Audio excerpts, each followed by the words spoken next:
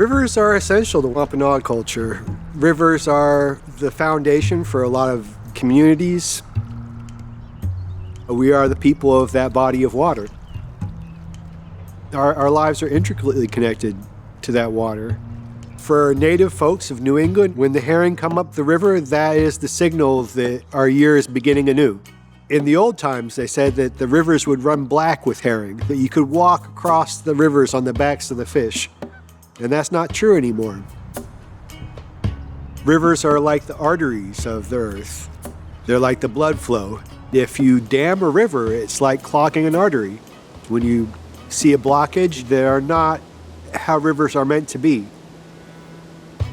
The sediments build up, the diminished flow, the lack of ability of fish to come further up the river.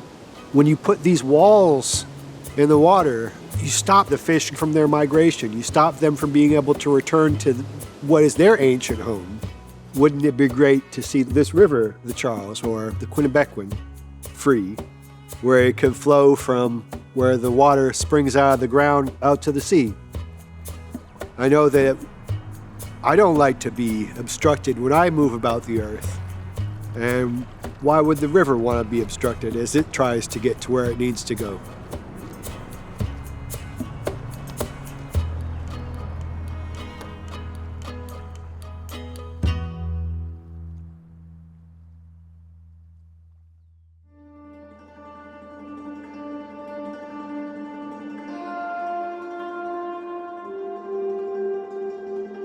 Thousands of dams have been built in Massachusetts over the last 400 years, each with an important purpose, like creating industrial power or preventing flooding. But these needs can change, while the dams remain.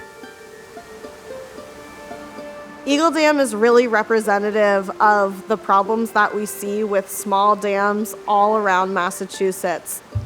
It was originally built in the 1700s as a small mill dam. Now it no longer serves any purpose.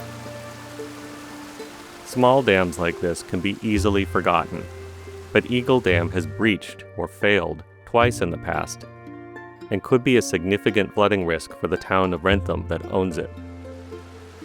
Dams create this big pool of water. If the dam were then to collapse, that water that's impounded up behind the dam can flood downstream areas.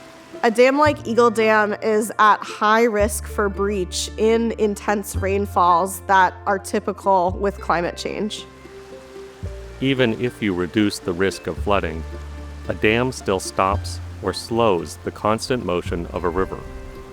That pooled water heats up more quickly. Aquatic creatures like fish and bugs need a certain amount of oxygen in the water in order to breathe, and hot water cannot hold as much oxygen in it. Sediment, the small bits of mud and plants floating in the water, will also build up behind a dam. It can carry toxic materials like oil and gasoline, but also nutrients that can feed the growth of unwanted plants and harmful algal blooms. A dam immediately stops fish from going from downstream to upstream, from upstream to downstream, which is an issue both for marine fish that come to rivers to spawn and an issue for fish that live their lives in the rivers. Deciding how to deal with old dams is not just an environmental question. It's a human question as well. There are about 8 houses that border the impoundment that Eagle Dam causes, and it is an asset that they use and that they have lived on for many years. So there is a very strong initial negative reaction to potentially removing that dam. Because of this, the town has backed off and shifted their priorities to choose to focus on issues with another dam.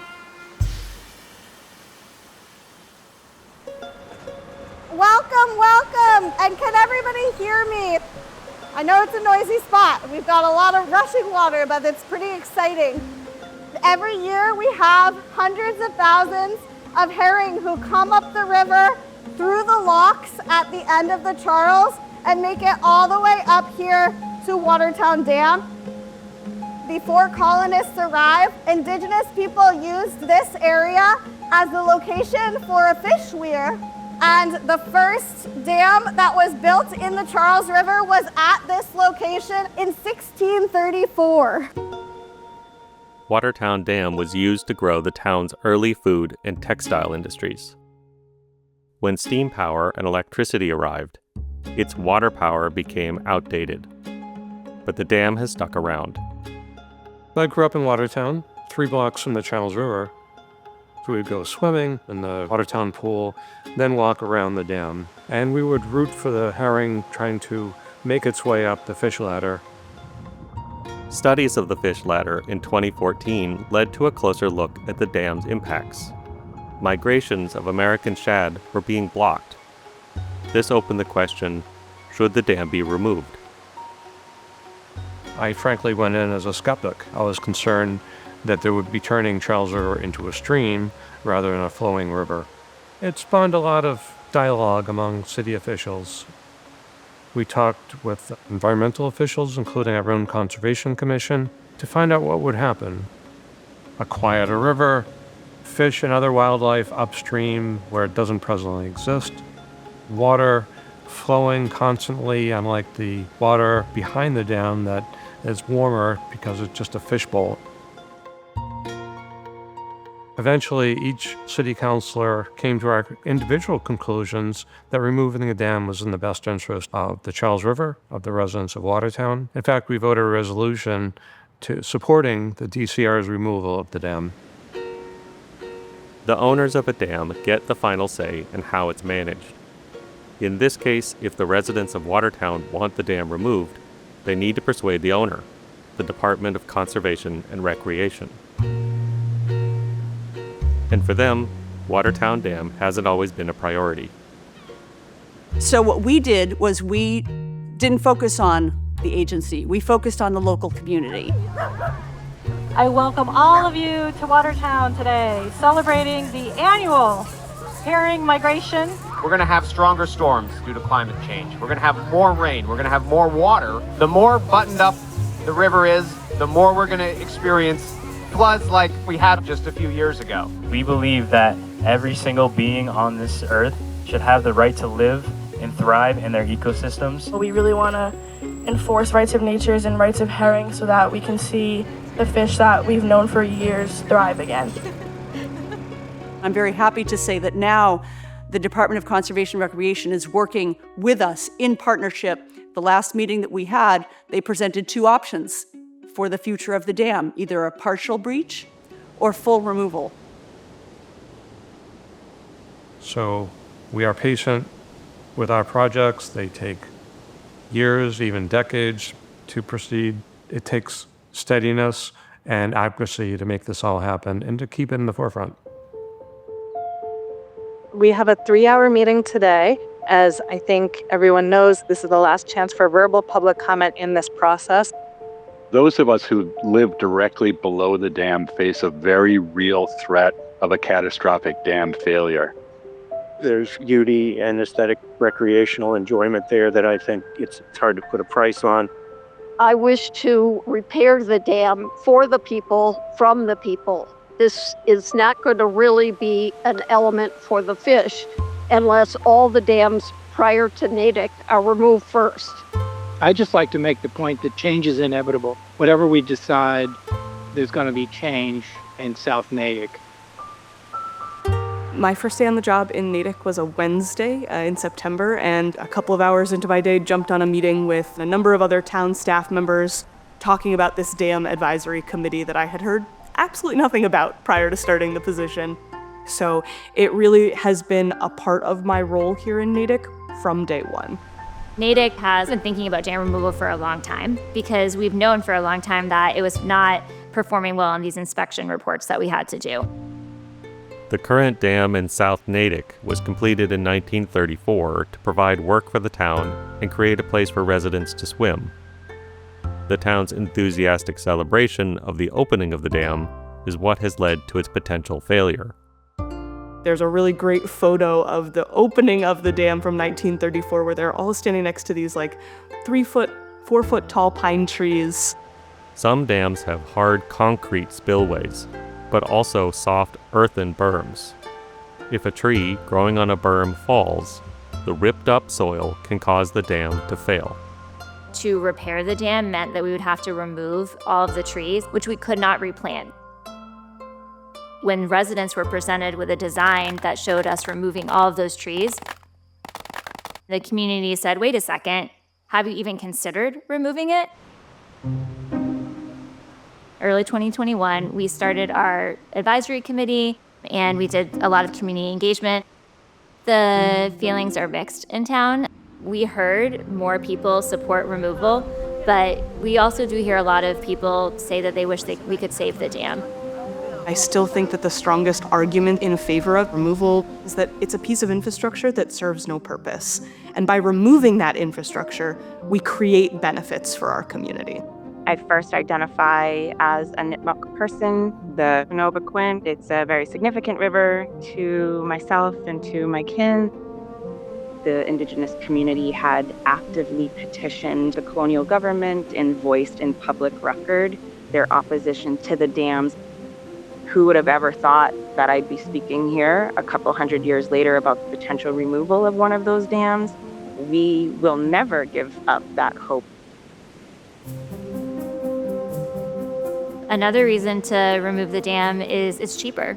Dam repair would cost about $2.6 million is what was estimated, versus dam removal is expected to cost $1.5 million.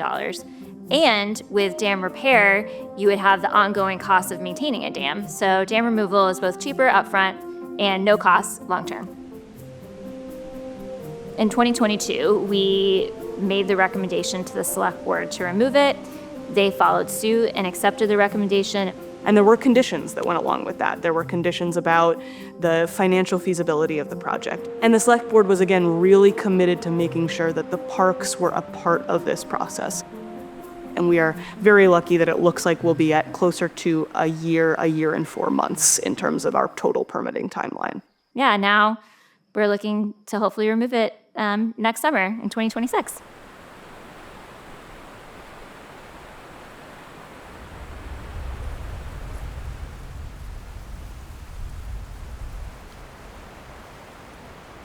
Tack Factory Dam once sat on the third Herring Brook, just a little ways south of the Charles River in southeastern Massachusetts. The original dam, as far as we know, was built in the late 1600s. From what we understand, around the 1940s, it was no longer being used. It was not in good condition. It was starting to fall apart, literally. Certainly people who lived in the area enjoyed the pond that had been created, but there was really no incentive to do any kind of management or repairs. The first attempt to remove it failed dismally to bring people together around the subject, and so we actually had to abandon the project for about 8 years. Fast forward to 2017, and that's when we removed the dam. It's remarkably quick to take down a dam. We often said, decades of planning and fundraising and permitting, 6 weeks of removal.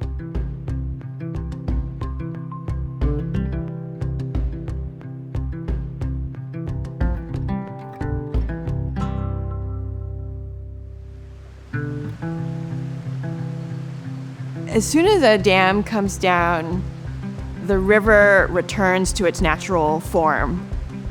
Initially, the floodplain is bare, and it may look muddy, and it may be muddy. Within the first few months, it begins to green up. Silt at the bottom of the impoundment traps all kinds of seeds. When the floodplain is restored, those seeds immediately begin to germinate. The water quality improves. Fish can breathe more easily. Trees and shrubs move in. Fish and wildlife return immediately, and within 5 or 10 years, you would never know a dam was there. We're used to thinking of dams as things that protect us. What we're learning, though, with climate change is that dams don't protect us. It's the healthy river that protects us. Healthy rivers are resilient to climate change. Removing dams helps communities adapt to climate change.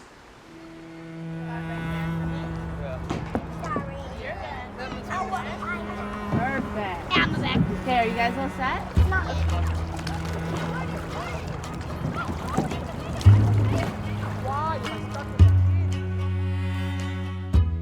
Massachusetts isn't the only place taking down dams. It's happening all over the country. The biggest removal is in California, led by Indigenous activists. I come from the Hoop-Yawk tribes in Northern California. The Klamath River had the third largest salmon run in the entire West Coast prior to dam input. We've been fighting with the people who put these dams in since the day they were put in. There have been people existing on this river and in these places for thousands and thousands of years, and we're saying take the dams out. We're saying that this world is better without them. There's 6 dams in the Lower Klamath Hydroelectric Project. We'll be removing 4 this year. We didn't take no for an answer, and we won't ever again.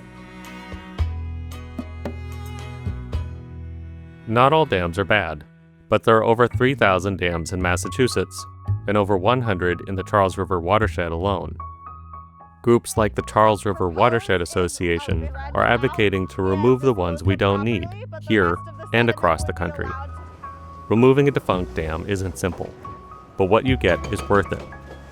A restored river, migrating fish, respect for Indigenous rights and people, and resiliency to the changes in our climate. There's definitely a change in people's understanding of our ability to impact the world, and a change of our ability to impact the world. And if we have the power to form this world into what we choose, why don't we choose to make it something beautiful? Why don't we choose to make it something clean? Why don't we choose to make it something sustainable? We have the power to do that.